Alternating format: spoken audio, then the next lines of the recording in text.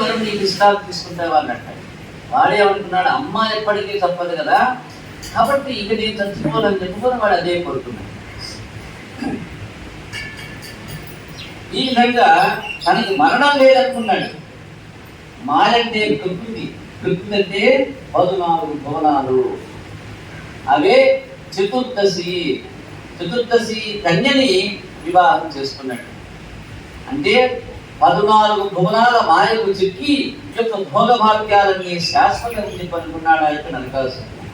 అనేక మంది రాజుల దగ్గరికి వెళ్ళి వాళ్ళందరినీ చంపి ఆ పిల్లల్ని తీసుకొచ్చి వివాహం చేసుకునేటువంటి వాడు. తాను చెప్తున్న ఏ స్త్రీని వివాహం చేసుకున్నాడు కానీ అనుభవించడా, కారాగారంలో పెట్టాడు వీళ్ళందరినీ. ఈ నరకాసుర వధ అయిన తర్వాత కృష్ణ పరమాత్మ వాళ్ళందరినీ ద్వారకా నగరానికి పంపించి వేసి ఇంద్రుడి దగ్గరికి వెళ్ళి ఈ 16,000 మంది అంతఃపురాన్ని కట్టి ఏక ముహూర్తంలో ఒకే కృష్ణుడిగా కనపడుతూ 16,000 రూపాయలతో వివాహం చేసుకున్నాడు. 14 పాఠ్యమి పంచమి ఈ 14 రోజులు. మిగతాలున్నవి పౌర్ణమి అమావాస్యలు అన్నారు.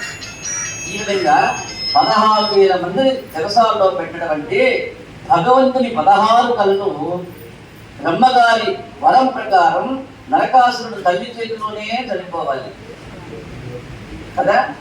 ఆ యొక్క భూదేవి అంశే ఇక్కడ సత్యభావంగా అవతరించింది.